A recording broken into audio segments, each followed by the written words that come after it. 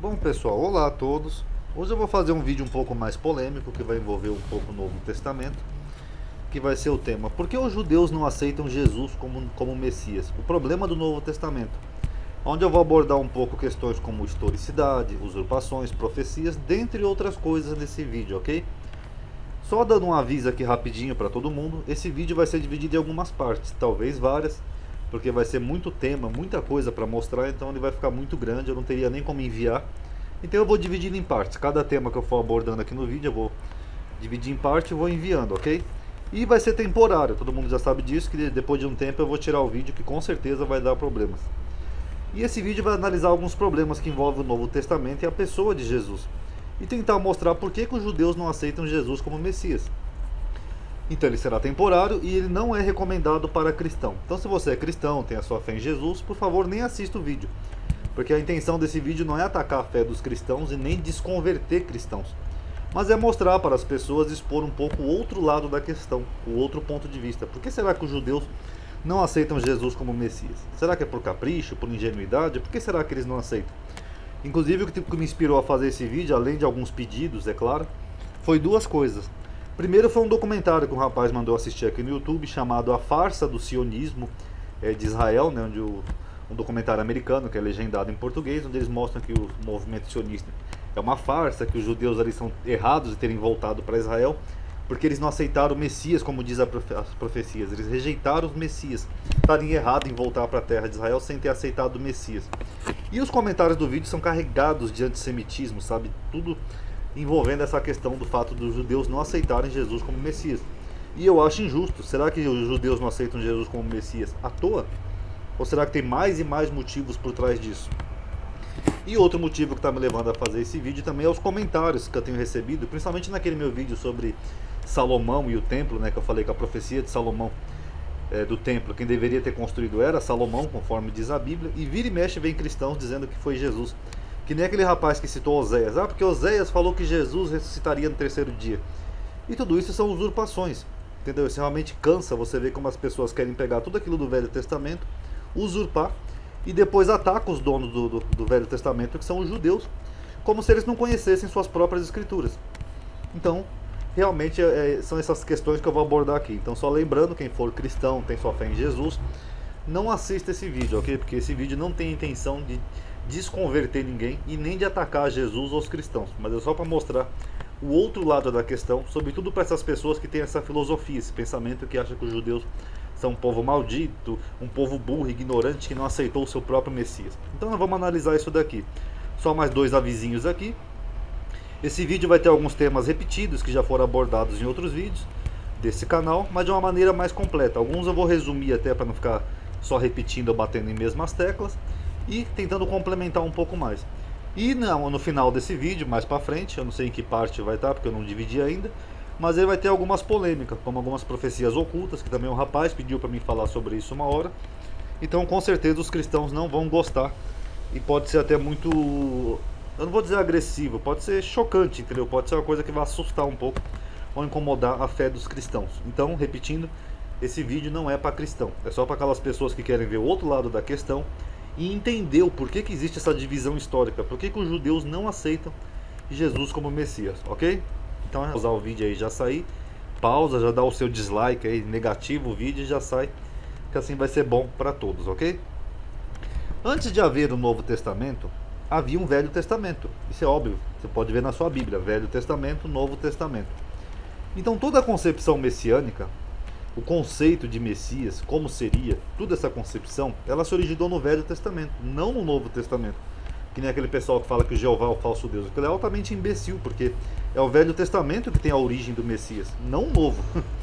Então, quem seria o Messias, quando ele viria, qual seria a missão dele, qual seria o seu nome, tudo isso está no Velho Testamento, os profetas. Deus levantou vários profetas que falaram acerca do Messias. Então a concepção messiânica gira em torno do Velho Testamento. Então para o judeu não importa se Jesus é uma pessoa boa ou não. Mas Jesus é tão bonzinho, não importa, pode ser a melhor pessoa do mundo, não importa. Se ele trouxe uma bela mensagem ou não, que eu já falei que eu respeito a mensagem do Novo Testamento, é uma mensagem boa para o gentil. Não importa se é isso, se é aquilo. Mas Jesus fez tanta coisa boa na minha vida, não importa. A questão não é essa que gira em torno para o judeu. O que importa para o judeu é se Jesus cumpriu as profecias do Velho Testamento ou não. Aquilo que os profetas falaram acerca do Messias. Então isso que as pessoas têm que ter em mente, que antes de haver um Novo Testamento, tinha um Velho Testamento. E essa é a questão central.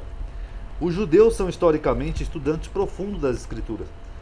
E eles conhecem bem suas profecias. Eles não rejeitariam o Messias prometido por Deus por capricho ou meramente por ingenuidade. Eu não gostei de Jesus, eu vou rejeitar Jesus e pronto. Não, não é assim que funciona. A grande questão é uma questão de lógica e matemática. Se o Messias fez aquilo que os profetas do Velho Testamento disseram, ótimo, ele é o Messias. Pode ser a pessoa mais chata do mundo. Ele cumpriu aquilo, é o Messias. Agora, se o Messias não cumpriu aquilo, ele pode ser a melhor pessoa do mundo. Não é o Messias e pronto. Correto? Não precisa nem ter ódio de Jesus, não. Ele só não foi o Messias. Pronto. Simples. Por exemplo, eu vou dar um exemplo aqui hipotético no qual eu vou me apegar durante esse vídeo para vocês entenderem. Imagina que você é um homem solitário. Se você for mulher, é uma mulher solitária. Mas só um exemplo hipotético. Aí na vida, você é uma pessoa solitária e você fica clamando a Deus por um amor. É aquelas beatas de igreja que ficam lá, Senhor, eu quero um homem para minha vida, para mim ter um bom casamento. Aí Deus se compadece de você e manda um anjo aparecer para você e lhe dizer: eu vou preparar a pessoa certa para você que vai te fazer feliz. Aí Deus diz para essa mulher aqui, ó, esse homem certo vai ser um homem negro. Só lembrando aqui que eu estou usando negro só para poder mostrar um pouco a diferenciação, por isso que eu estou usando etnia, ok? Então Deus vai preparar para essa mulher que está lá, Dona Maria está lá rezando, pedindo o marido. Aí Deus fala: eu vou te preparar um homem certo. Ele manda um anjo avisar isso para ela. Vai ser um homem negro, alto, magro, careca, e o nome desse homem vai ser João.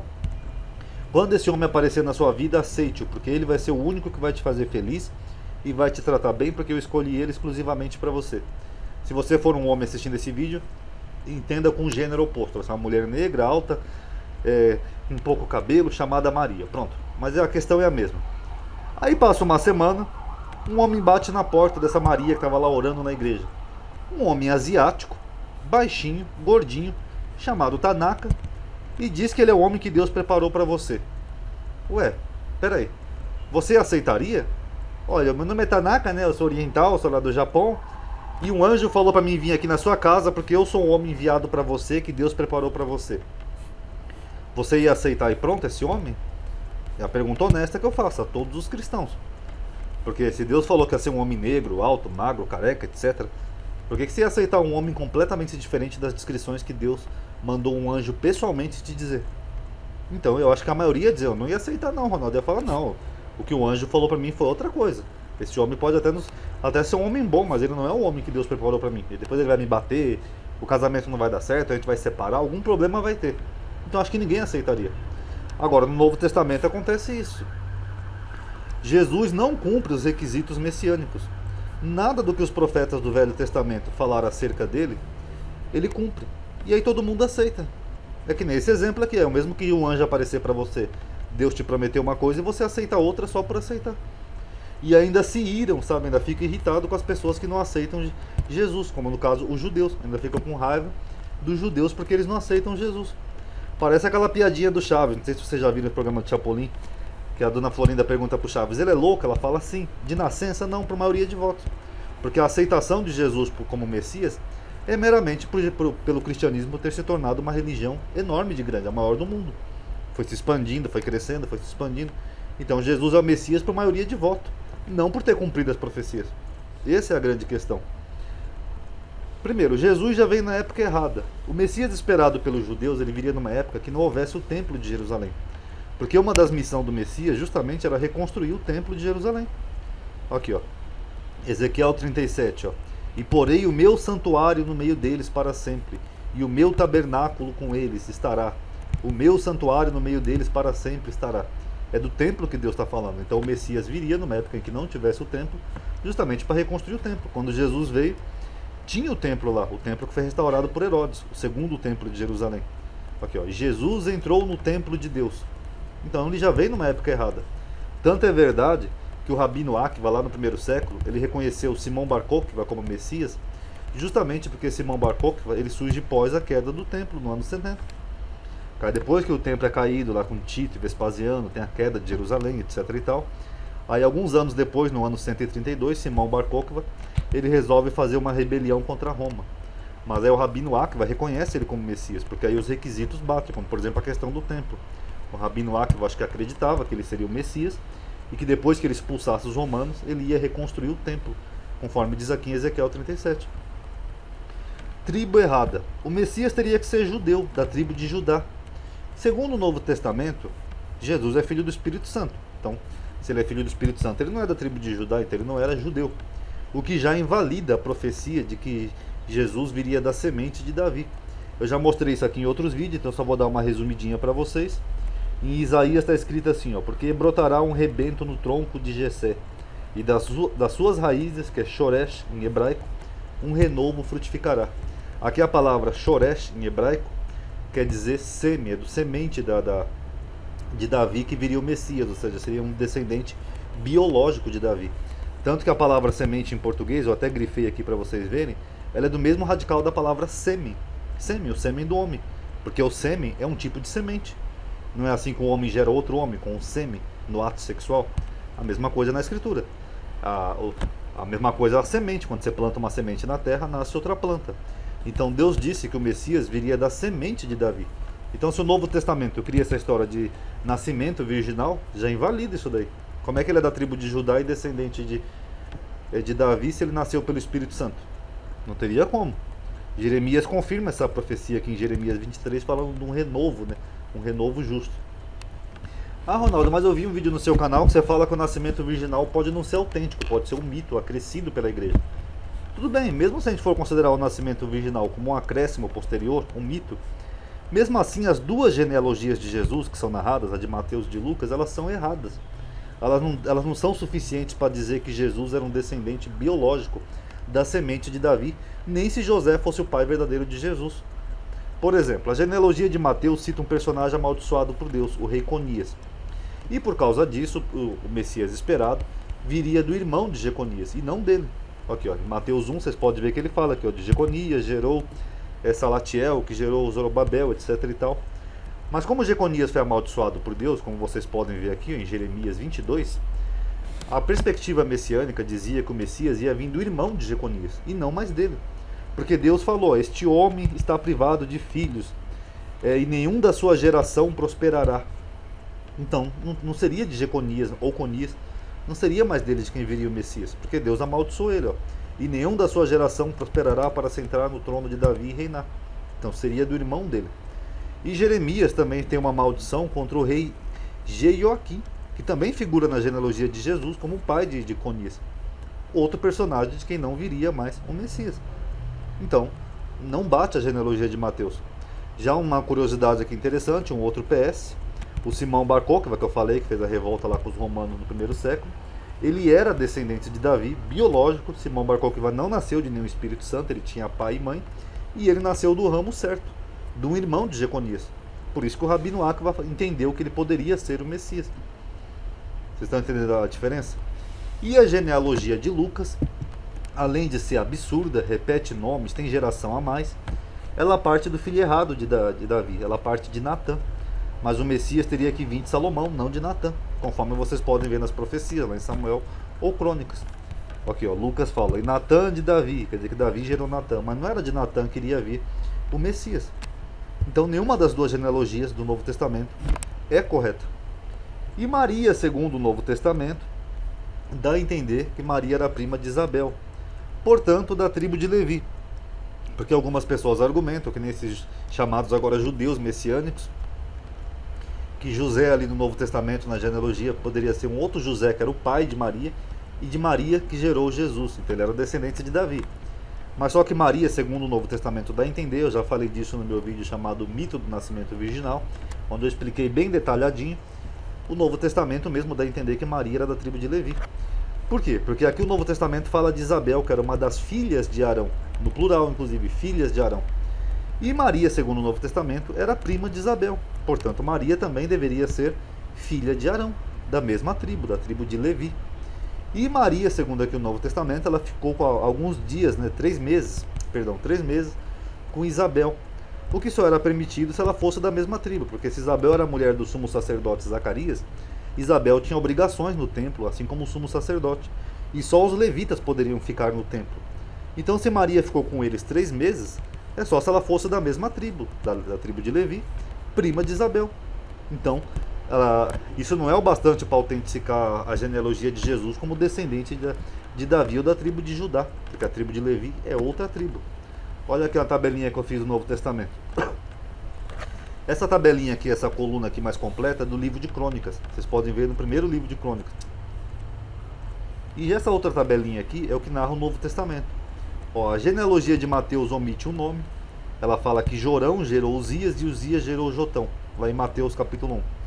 Mas Jorão não gerou Uzias, e nem Uzias gerou Jotão. Jorão, na verdade, era o pai de Acasias, que era o pai de Joás, que era o pai de Amazias, que era o pai de Jotão. Então tá errado. Aqui mais para frente na genealogia, Mateus fala que Josias gerou Jeconias. Mas Josias não era o pai de Jeconias, ele era o avô de Jeconias, porque Josias gerou Jeioaquim e Jeioaquim gerou Jeconias.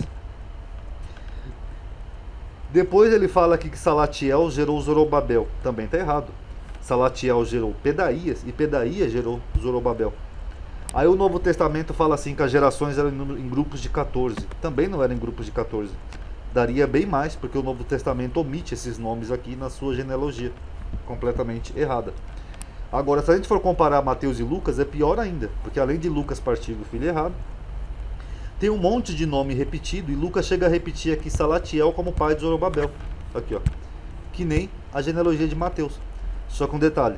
Segundo Mateus está certo, pelo menos, que Salatiel era descendente por Salomão. Já Lucas não, fala que Salatiel, pai de Zorobabel, eram descendentes de Natã. Errado. Esses nomes que eu coloquei em verde são os nomes que a genealogia de Lucas repete. Aqui, ó. Matatias.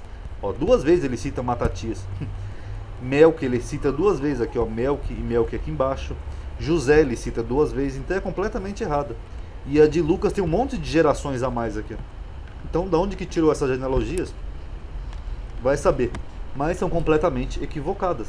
Então, só isso daqui já é o bastante para você começar a contestar essa questão da messiandade de Jesus. Porque se o Novo Testamento cita 2 genealogias, sem necessidade alguma, porque segundo o Novo Testamento Jesus é filho do Espírito Santo, e mesmo as 2 genealogias partem de descendentes errados, então só aí já dá para ver que o Novo Testamento não é tão assim inspirado, né, como as pessoas o têm. Jesus, segundo o Novo Testamento, ele não é descendente de Davi, e suas genealogias traçam sua descendência a partir de personagens errados. E Jesus não cumpre as profecias messiânicas, aquilo que os profetas do Velho Testamento falaram que o Messias faria quando ele viesse. Por exemplo, eu já mostrei isso em outro vídeo, então eu só vou resumir aqui. As profecias messiânicas diziam que o Messias ia reinar em Israel. Você pode ver aqui em Jeremias 23:5, Ezequiel 34, 23, 24. Aqui, ó, será rei e governará. O Messias ia governar. Aqui, ó, e Davi será o seu rei. Ezequiel 37. Aqui em Jeremias 33. Não faltará jamais a Davi um sucessor para ocupar o trono na casa de Israel, se referindo ao Messias. Oséias 3, 4, 5. Ó, e Davi, o seu rei. Quer dizer que o Davi seria o rei, o Messias. Outra curiosidade que eu não coloquei aqui no vídeo, o Messias também seria Davi. E Jesus não reinou em Israel. Não só não reinou, como segundo o Novo Testamento, eu mostrei já naquele vídeo, ele mesmo diz, ó, o meu reino não é desse mundo. Então, se o próprio Jesus admite que o reino dele não é desse mundo, com quem eu devo ficar? Eu devo ficar com os profetas que diziam que o Messias seria rei e governaria em Israel? Ou eu devo ficar com Jesus que veio depois e disse, ó, o meu reino não é desse mundo? É que nem aquele exemplo que eu citei no começo, da pessoa que pede um marido para Deus, a mulher que pede um marido. Então Deus promete, ó, seu marido vai ser João. Chega um Tanaka, é só aceitar o Tanaka e pronto? É a mesma questão. Os profetas disseram que o Messias ia ser rei. Aí chega Jesus, não reina e fala, o meu reino não é desse mundo. Com quem o judeu deve ficar? Então fica aí para reflexão. Trazer a paz, eu já mostrei naquele vídeo. A aliança, a nova aliança que Deus prometeu seria uma aliança de paz, uma aliança perpétua, onde os judeus teriam paz. Ó, o Senhor protegerá os habitantes de Jerusalém, eles teriam paz. Jerusalém habitará segura. Judá será salvo e habitará seguro, Israel. Ó, o lobo e o cordeiro pastarão junto, dando a entender que não haveria mais morte. Ó, aqui, ó, Isaías vai mais além ainda. Isaías fala, ó, uma nação não levantará espada contra outra nação e nem aprenderão mais a arte de guerrear quando viesse o Messias. Jesus não só diz que não veio trazer a paz, que ele veio trazer a espada, como ele também diz, ó, se levantará nação contra nação e reino contra reino. Haverá fome, peste, guerra, terremoto em vários lugares. Ué, mas Isaías tinha dito, uma nação não levantará mais nação contra outra nação quando viesse o Messias. E aí eu devo ficar com quem? Com Isaías, que disse que não se levantaria mais nação contra nação, que as nações iriam converter suas espadas em arados e foices? Ou eu devo ficar com Jesus, que disse que se levantaria uma nação contra outra nação? E que disse também que não veio trazer paz nenhuma à terra, mas a espada. E aí, como é que fica? Reconstruir o templo. Que eu já mostrei ali em cima, uma das profecias dizia que o Messias ia reconstruir o templo. Jesus não só não reconstrói o templo, vocês podem ver que Israel até hoje no lugar do templo tem o Domo da Rocha, lá dos muçulmanos. Como depois o Novo Testamento diz que ele diz que o templo era o corpo dele e pronto. Mas não foi isso que o profeta falou. Deus falou que colocaria o santuário, o seu tabernáculo, o santo dos santos, estaria lá no meio deles para sempre, Israel. Ué, tem o corpo de Jesus lá então que a gente pode ir lá em Israel hoje e louvar o corpo de Jesus? Não, porque é um templo físico mesmo. Cadê o templo? Então ele não cumpre as profecias. Trazer de volta os dispersos da casa de Israel. Uma das profecias que dizia é que o Messias ia trazer as ovelhas perdidas da casa de Israel. Porque o judeu, quando foi para a Babilônia, lá os israelitas, foram 12 tribos que foram dispersas, primeiro as tribos do norte, depois as tribos do sul, e só voltaram 2 tribos, de Benjamim e Judá, e poucas pessoas de outras tribos, e aí surgiu o mito das tribos perdidas. E o Messias, quando viesse, segundo Deus, ele ia trazer de novo essas tribos perdidas da casa de Israel para Israel, porque Deus falou que ia congregar novamente os israelitas em Israel, na terra que ele prometeu. Aqui, ó, livrarei as minhas ovelhas para que não sirvam mais de rapina, nas terras estrangeiras. Aqui, ó, e trarei a casa de Israel da terra do norte, da terra do sul, para onde eu estiver dispersado, trarei. Agora que está vendo Israel um movimento de retorno chamado Aliá. Mas na época de Jesus ele não trouxe nenhuma ovelha perdida da casa de Israel. Tanto que vocês podem ver em Tiago, deixa eu ver se eu coloquei aqui, se eu não pulei. Na primeira epístola de Tiago ele escreve justamente as ovelhas perdidas da casa de Israel. Por quê? Porque elas continuavam perdidas. O conhecimento universal. As profecias diziam que o Messias ia trazer um conhecimento universal, que todo mundo ia se encher do conhecimento de Deus. Aqui em Isaías, você pode ver Isaías 11, versículo 9.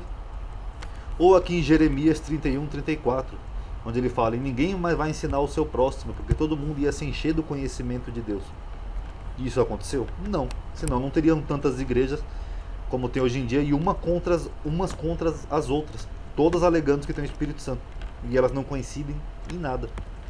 E a nova aliança seria com a casa de Israel e de Judá, não com gentios. Aqui, ó, eis que dias virão, diz o Senhor, em que eu farei uma nova aliança. Aqui, a nova aliança, tá vendo, amadinho? Jesus é a nova aliança. A nova aliança seria com a casa de Israel e com a casa de Judá. E aí, como é que fica? Ó, mas esta é a aliança que farei com a casa de Israel. É com a casa de Israel. Ó, e depois daqueles dias eu já mostrei isso naquele meu vídeo sobre a profecia dos 7 milênios, que seria nos últimos dias, seria no último milênio. E aí, houve alguma aliança com a casa de Israel e Judá? Não, segundo o Novo Testamento, a aliança que o Novo Testamento traz é com os gentios. Paulo falou que era o apóstolo dos gentios. E aí, como é que fica então? É só aceitar e pronto? Aqui, ó. Eis que eu levantarei a Davi um renovo justo, e nos seus dias Judá será salvo, Israel habitará seguro. Isso aconteceu depois que Jesus veio, porque segundo os cristãos, Jesus é o rebento de Davi, o renovo justo. Aí eu pergunto aos cristãos, depois que Jesus veio, Judá foi salvo, Israel habitou seguro? Não. Depois que Jesus veio, houve exatamente o oposto, a queda de Jerusalém, onde os judeus foram massacrados e depois dispersos pela terra. Foi a segunda diáspora. Mas então como que Jesus é o renovo justo aqui? Vocês estão entendendo? Não bate. Ah, Ronaldo, mas o Novo Testamento mostra Jesus cumprindo as profecias. Será? Mostra. Vamos analisar. Bom, aqui só para não deixar o vídeo incompleto, aqui é a citação de Tiago que eu falei, onde Tiago destina a sua epístola às 12 tribos que estavam dispersas ainda. Então, como que Jesus é o Messias se ele não reuniu as ovelhas perdidas da casa de Israel? Ele mesmo disse, eu vim somente para as ovelhas perdidas da casa de Israel. Cadê as tribos perdidas da casa de Israel? Então, fica incompleto. E no entendimento dos cristãos, eles acham que essas profecias aqui que não foram cumpridas, eles simplesmente acham que Deus mudou. Ah, porque os judeus rejeitaram Jesus, Ronaldo, então por isso que as profecias não foram cumpridas e Jesus vai cumprir quando ele voltar. Só o fato de dizer que Jesus vai cumprir quando ele voltar já é uma forma de admitir que ele não cumpriu as profecias. E aí fica uma questão aqui: como é que fica então o Deus que, segundo a própria Bíblia, aqui em Tiago mesmo, é um Deus que não muda e que não tem nenhuma sombra de variação? Quer dizer então que Deus mudou. Ele prometeu que o Messias ia trazer a paz, quando viesse o renovo e Judá ia ser salvo, Israel habitaria seguro em Jerusalém, haveria uma paz generalizada, uma nação não se levantaria contra a nação, o seu templo seria reconstruído e as ovelhas perdidas retornariam para Israel. Aí vem Jesus, acontece o oposto. Jesus não traz a paz, tem uma guerra, Jerusalém cai no ano 70, os judeus são dispersos e massacrados, e então Deus mudou supostamente. Fica confuso. Se é um Deus que não tem nem sombra de variação, como explicar então que Deus falou exatamente umas coisas e Jesus fez exatamente o oposto dessas coisas? Não tem lógica. Então, para o cristão pode funcionar alguma explicação espiritual, mas para o judeu não. É que nem eu falei, não é uma questão de Jesus ser bom ou mal, simpático, antipático.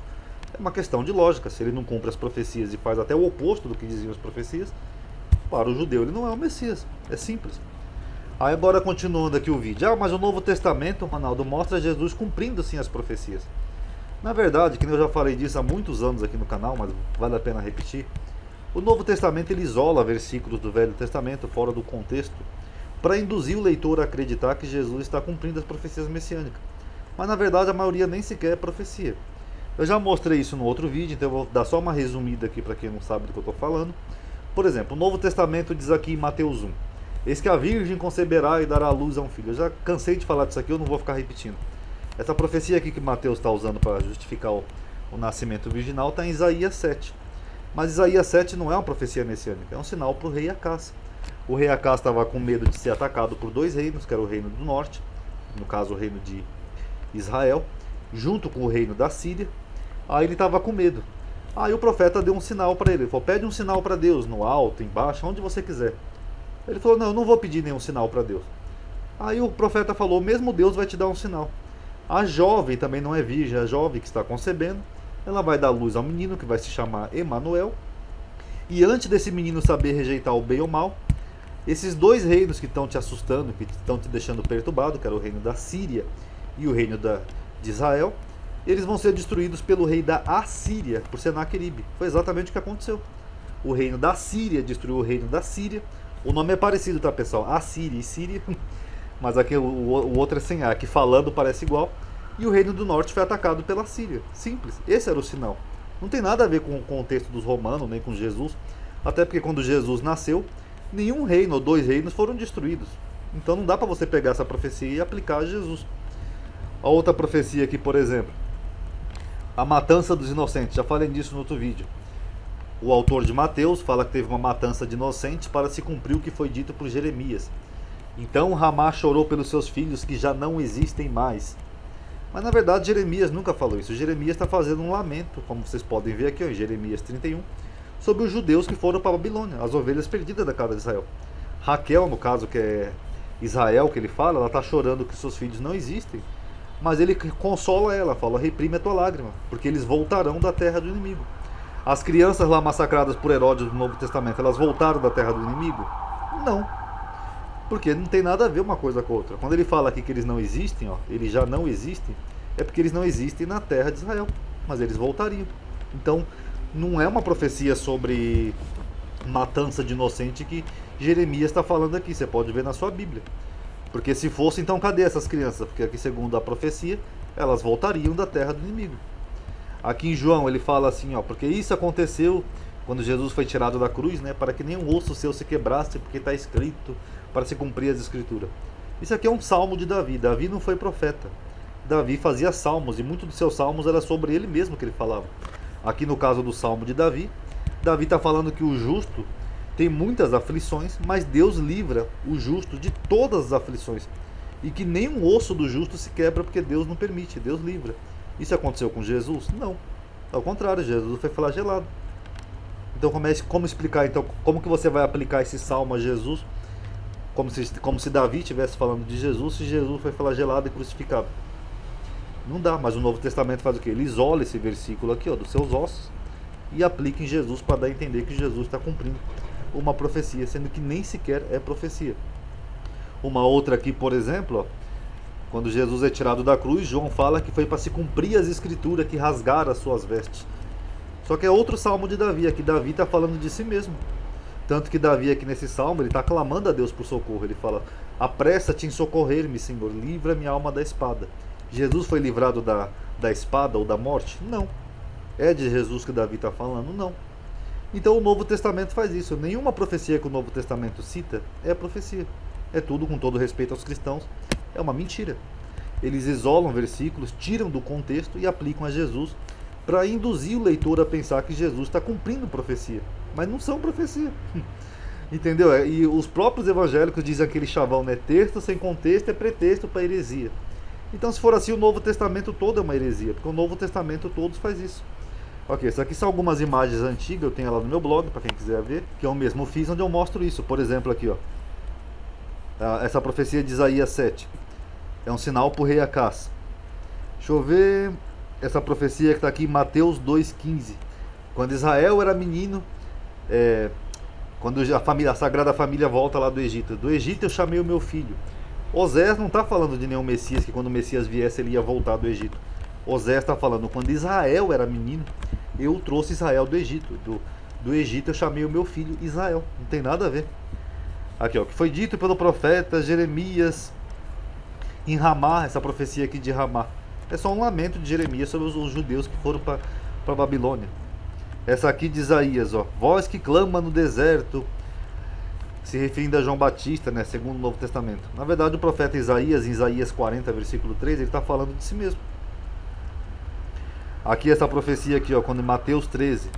E nele se cumpre a profecia que diz: falareis e não compreendereis, e vindo não entenderão.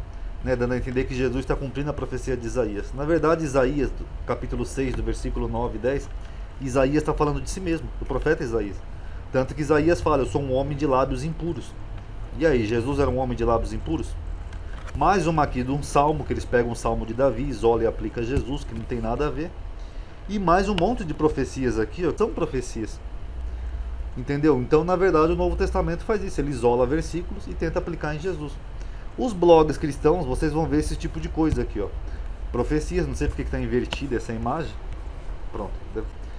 Onde eles tentam dar a entender que Jesus cumpre milhares de profecias do Velho Testamento aqui, ó.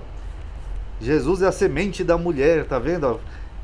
Jesus está cumprindo a profecia. A inimizade entre a mulher e a serpente. Ah, Jesus é o cordeiro da Páscoa lá de Êxodo 12, não sei o que. Isso não são profecias, são versículos do Velho Testamento que são tirados e aplicados a Jesus para dar a entender que Jesus está cumprindo profecias.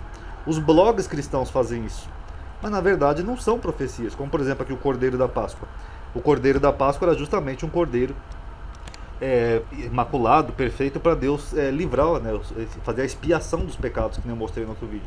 Se Jesus é o Cordeiro da Páscoa, que Deus aceitou esse sacrifício perfeito, por que ele destruiu Israel então? Não tem lógica, porque quando Deus aceitava um sacrifício, ele perdoava os pecados do povo. No caso de Jesus, não. Ah, mas Jesus é a semente da mulher. A semente da mulher também não é Jesus, é Israel. Vocês podem ver em vários contextos, já fiz vídeos mostrando disso, que a semente da mulher é Israel. Então o nome disso, com todo respeito aos cristãos, é usurpação. Eles pegam passagem do Velho Testamento e querem usurpar e aplicar a Jesus. O Novo Testamento é tão absurdo essa questão de tentar dizer que Jesus está cumprindo as profecias, que ele chega a aplicar uma profecia em dois contextos diferentes, uma outra que foge da lógica e uma profecia inexistente no Velho Testamento. Por exemplo, a dos dois contextos. Eu já mostrei disso naquele vídeo. Zacarias falou que na profecia que olharão para mim a quem transpassaram. Segundo João, essa profecia aconteceu na crucificação. Quando Jesus estava lá na cruz, eles olharam a quem transpassaram. Só que segundo o Apocalipse, isso só aconteceria quando Jesus viesse nas nuvens, ou seja, após a crucificação. Então, quando que se cumpre aqui a profecia de Zacarias 12? É em João 19 ou Apocalipse 1? Nem o Novo Testamento tem um consenso. Vocês veem, eles pegam um versículo isolado, jogam e aplicam a Jesus. Aí é difícil para não só um judeu, mas para qualquer pessoa acreditar que Jesus está cumprindo profecias, se eles pegam uma profecia só e jogam em contextos diferentes. Então é difícil acreditar. O absurdo. Zacarias 9 fala que o Messias viria montado num jumento e sobre um jumentinho, que dá a entender que o Messias ia demorar para vir, ia vir muito tempo. tempo depois, em tempo longínquo. Mas para dar a entender que Jesus está cumprindo essa profecia, Mateus chegou ao absurdo de dizer que Jesus montou sobre a jumenta e um jumentinho. Como é que Jesus montou sobre os dois? Foi assim? Isso aqui é um meme de um ateu, isso aqui, para quem não sabe. Eu peguei só para mostrar, para ilustrar para vocês, porque segundo Mateus, Jesus montou sobre um jumento e um jumentinho. Tudo só para tentar cumprir, ou para dar a entender o leitor, induzir o leitor, de que Jesus está cumprindo a profecia de Zacarias. Que Zacarias disse que o Messias ia vir montado num jumento e numa jumentinha. Agora, como que alguém monta em dois animais? Não tem como. Porque o que Zacarias está dizendo é que ele ia demorar muito tempo para vir. Meramente isso. E profecias que nem sequer existem, como por exemplo a profecia de ser chamado Nazareno. Não tem no Velho Testamento essa profecia. Ou há profecias que Jesus falava que ia ser flagelado, crucificado. Tudo isso aconteceu para se cumprir as Escrituras. Nenhuma profecia dizia que o Messias ia ser flagelado e crucificado. Nem nada disso, ao contrário. As profecias diziam o quê? Que o Messias seria rei em Israel. Aqui, ó, que eu mostrei aqui acima. Deixa eu só acertar aqui o ponto. Cadê? Aqui, ó. Dizia que o Messias ia ser rei em Israel. O Messias ia trazer um conhecimento universal, ia reconstruir o templo e as ovelhas perdidas. É isso que diziam as profecias. Como é que as profecias iam dizer que o Messias ia ser rei e ao mesmo tempo rejeitado? Aqui, ó. Será o seu rei. Isso seria uma contradição. Deus não ia trazer profecias antagônicas. Ah, ele vai ser rei, mas vai ser crucificado, flagelado e rejeitado. Isso não existe. Então, com todo respeito aos cristãos, isso sinceramente é uma usurpação de textos do Velho Testamento, tirados do contexto, e é um tipo até de farsa, né? Porque é para induzir o leitor de que o Messias está cumprindo profecias. Aí eu pergunto, então como acreditar que Jesus está cumprindo profecias se nem o próprio Novo Testamento entra em consenso sobre elas? E aí, como é que fica? Não tem como. Se Jesus tivesse sido Messias e cumprido as profecias, o Novo Testamento não ia precisar fazer isso. Era só ele narrar o que Jesus disse e fez e pronto. Até os judeus iam aceitar. Olha lá, e Jesus foi lá no rei Herodes e reconstruiu o templo que foi derrubado por Tito e Vespasiano no ano 70. Pronto, qualquer judeu ia aceitar. Olha lá, pessoal, o templo está lá. Tá vendo? Ele foi o Messias. Mas não, como Jesus não cumpriu essas profecias, o Novo Testamento faz isso.